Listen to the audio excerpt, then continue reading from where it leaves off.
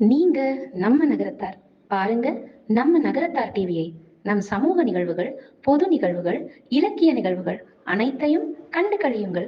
Subscribe செய்யுங்கள், like செய்யுங்கள், share செய்யுங்கள், பெல் பட்டனை கிளிக் செய்யுங்கள்.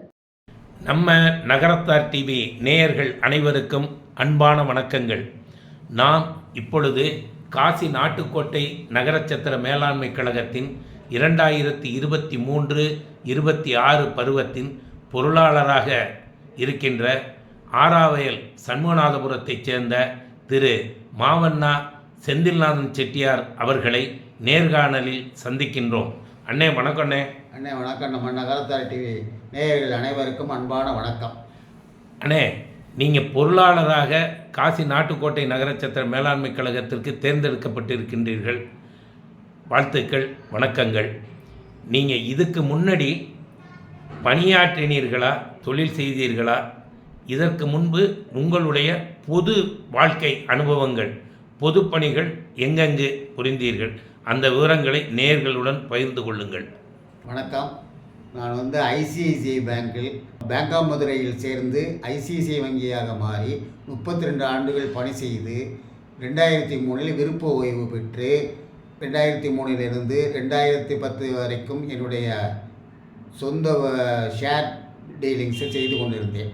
அந்த சமயத்தில் அது சொந்த ஊரான ஆராவயல் சண்முகநாதபுரம் நகர சிவன் கோவிலில் காரியக்காரராக இருக்கும் சமயத்தில் எங்கள் குடும்ப நண்பர்கள், குடும்ப உறுப்பினர்களால் வாடகை வருமாறு கட்டணம் 4 கடைகள் கட்டி வாடகை அது சிவனுக்கு மாதம் கிட்டத்தட்ட ஒரு 3500-4000 ரூபா சிவனுக்கு வருமானம் வருகிற அளவுக்கு நான் என்னுடைய பருவத்தில் இது கொடுத்தேன். 2வது, எங்கள் குலதெய்வமான காடேரியம்மன் கோவிலில் குடமுழுக்கு செய்வதற்கு ஒரு 10 ஆண்டு காலத்துக்கு முன்பு கும்பாபிஷேக குழு மெம்பராக இருந்து அனைத்து வேலைகளையும் பார்த்து சிறப்பாக கும்பாபிஷேகம் செய்து முடித்தோம்.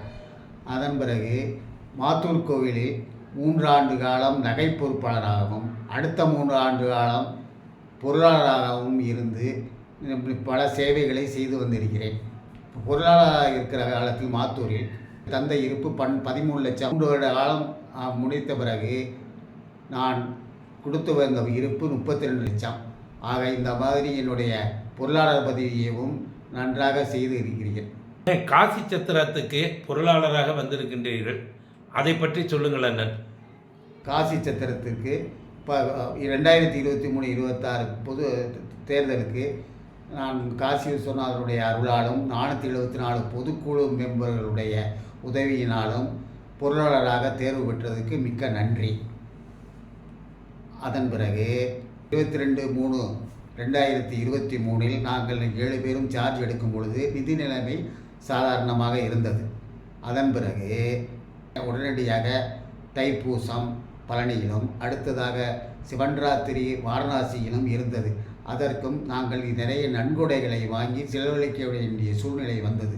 அந்த சமயத்தில் நிறைய நம்ம நகரத்தார்கள் உதவியினாலும் நன்றாக செலவழித்த பிறகு நாங்கள் அனைவரும் வாரணாசி சென்று ஒவ்வொரு இடமாக 7 பேரும் நிர்வாகங்களை கவனிக்க ஆரம்பித்த பொழுது ஒவ்வொரு இடங்களிலும் செய்ய வேண்டிய பணிகளை செய்து விஸ்வநாதருடைய அருளால் நிதி நிலைமை கொஞ்சம் கொஞ்சமாக முன்னேறி நன்றாக வந்ததற்கு அப்புறம் அந்த பொதுக்குழு கூட்டத்தில் நிறைய அங்கே நம்ம பொதுக்குழு மெம்பர்கள் முதியோர்களுக்கு கொடுத்த கல்வித்தொகையை 500 1000 சொல்லி என்னிடம் சொன்னார்கள்.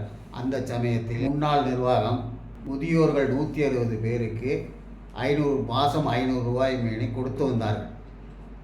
நாங்களும் போன பொதுக்குழு 2024 பொதுக்குழுவில் 474 வரைக்கும் ஒவ்வொரு மெம்பர் கொடுக்கலாம்னு சொல்லி முடிவு செய்து எங்கள் நிர்வாகிகள் முடிவு செய்து 500 வீதம் கொடுப்பதாக சொன்னோம். ஆனால் அப்பொழுது அவர்கள் 1000 ரூபாய் கேட்டார்கள். நான் 1000 ரூபாய்க்கு கொஞ்சம் நிதி நிலைமை முன்னேற்றம் அடையும் போது கொடுப்பேன் என்று சொன்னேன். ஆனால் என்னுடைய நிதி நிலைமை கூடும் பொழுது எங்களுடைய நிர்வாகிகளை கலந்து 1000 ரூபாய் உடனடியாக கொடுக்க ஆரம்பித்து விட்டோம். பிறகு 2025 பிப்ரவரி 1ஆம் தேதி அன்னைக்கு எங்கள் நிர்வாக குழு மீட்டிங்கில் நிதி நிலைமை நன்றாக இருந்த காரணத்தினால் மறுபடியும் 474 மெம்பர்களுக்கு ஆதரவற்றோர்களுக்கு கொடுப்போம் என்று முடிவு செய்து இந்த வரும் ஏப்ரல் 1ஆம் தேதியிலிருந்து அந்த ஆதரவற்றோர் 474 பேருக்கும் சேர்த்து ஆக மொத்தம் ஏப்ரல் மாதத்திலிருந்து 1100 மெம்பர்களுக்கு ரூபாய் 1000 வீதம் கொடுப்பதாக முடிவு செய்திருக்கோம். மேலும் பெரிய காரியத்திற்கு ஏற்கனவே 5000 கொடுத்து வந்ததை நாங்கள் வந்த பிறகு 10,000 ஆக்கினோம். தற்பொழுது பொதுக்குழு மெம்பர்கள் கேட்டுக்கொண்டதற்கு இணங்க பிப்ரவரி 2025 15,000 கொடுத்து வருகிறோம்.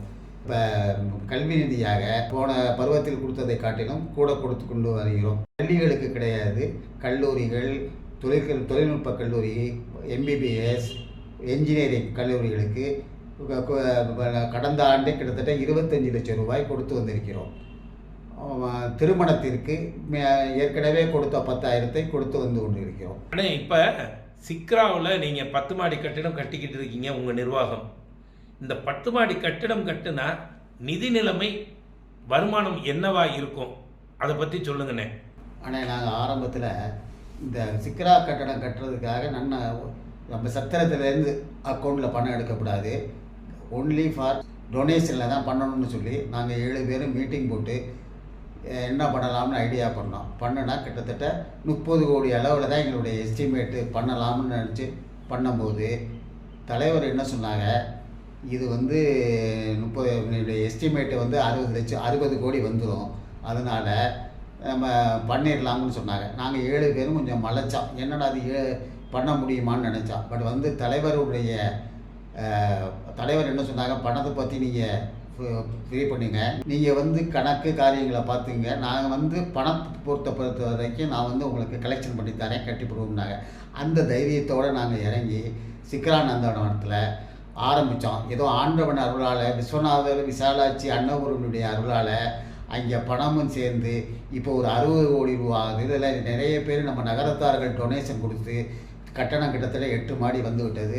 நாங்கள் சொன்ன அளவில் அன்னைக்கே கான்கோல் தலைவர் சொன்னபடி 31/10 அன்னைக்கு நம்ம கிரகப்பிரவேசம் பண்ணோம்னாங்க. அது நம்ம விஸ்வநாதருடைய அருளால் நல்லபடியாக நடக்குங்கிற எண்ணம் எங்களுக்கு உருவாகிருச்சு. எல்லாமே நகரத்தார்களுடைய உறுதுணையோடு நடந்து கொண்டு இருக்கிறது. இது மேன்மேலும் நன்றாக நம்ம நகரத்தார்களுக்கு இந்த கட்டட நிதியிலிருந்து நமக்கு உதவிகளாக மேலும் சிக்ரா நந்தவனம் கிரகப்பிரவேசம் முடிந்தவுடன் வருஷத்துக்கு நமக்கு தோராயமாக 6 கோடி ரூபாய் ஆண்டு வருமானம் வரும். அதை வைத்து நம் நகரத்தார்கள் அனைவருக்கும் என்னென்ன செய்ய முடியுமோ இங்கிட்டு நம்ம தென்னாட்டு பக்கம் விடுதிகள் கட்டுவதை மேற்கொண்டு நம்ம நகரத்தார்களுக்கு பயனுள்ள வகையில் அவ்வளவும் நம்ம செய்கிறதுக்கு இந்த உதவியாக இருக்கும் சிக்ரானந்தவனத்துடைய வருமானம். அதனால் மேலும் இந்த வருமானத்தில் வைத்து நம்ம அலகாபாத் சத்திரம், அயோத்தியா சத்திரம் இதையெல்லாம் மராமத்து பார்த்து அவ்வளவும் செய்து முடிக்கலாம்ங்கிற எண்ணத்தில் எங்கள் பருவத்திலேயே செய்ய நினைத்திருக்கிறோம். 2வது, முதியோர் இல்லத்துக்காக நம்ம கண்டரமாணிக்கம் இவர்கள் கொடுத்த டொனேஷனில் அந்த இடத்தையும் முதியோருக்காக கட்டி பிடித்து விடலாம் எங்கள் பருவத்திற்குள் என்கிற நினைவும் இருக்கிறது. காரைக்குடியிலும் ஒரு இடம் பார்த்து கொண்டிருக்கிறோம். அதுக்கும் பொதுக்குழு செயற்குழு மெம்பர்களுடைய உதவியினால் அதையும் அமைத்து தருவதற்கு விஸ்வநாத விசாரிச்சியுடைய அருள் இருந்தால் அதுவும் கிட்டும் என்று தெரிவித்துக் கொள்கிறேன். காரைக்குடியிலும் நம்ம சத்திரத்திற்கு சொந்தமாக ஒரு இடம் வாங்கி கட்டிவிடலாம் என்கிற நோக்கத்தில் இருக்கிறோம். அதற்கும் செயற்குழு பொதுக்குழு மெம்பர்களுடைய உறுதுணையோடு செயல்படுகிறதற்கு நாங்கள் உறுதுணையாக காரைக்குடியிலும் நமது சத்திரத்திற்கு சொந்தமாக இடம் வாங்கி கட்டடம் கட்டி விடுவதாக நினைத்திருக்கிறோம். அனைத்து நிகழ்வுகளுக்கும் நம்ம பொதுக்குழு அண்ட் செயற்குழு உறுப்பினர்கள் உறுதுணையாக இருக்கிறார்கள். நன்றி, வணக்கம். அண்ணே, இவ்வளவு நேரம் உங்கள் அலுவலர்களுக்கு இடையில் நேரம் ஒதுக்கி நம்ம நகரத்தார் டிவி நேயர்களுடன் நேர்காணலில் சந்தித்ததற்கு நம்ம நகரத்தார் டிவியின் சார்பாக நன்றியையும் வாழ்த்துக்களையும் தெரிவித்துக் கொள்கின்றோம். நன்றி, வணக்கம். நன்றி. நம்ம நகரத்தார் டிவி அனைவருக்கும் வணக்கம், நேயர்கள் அனைவருக்கும்.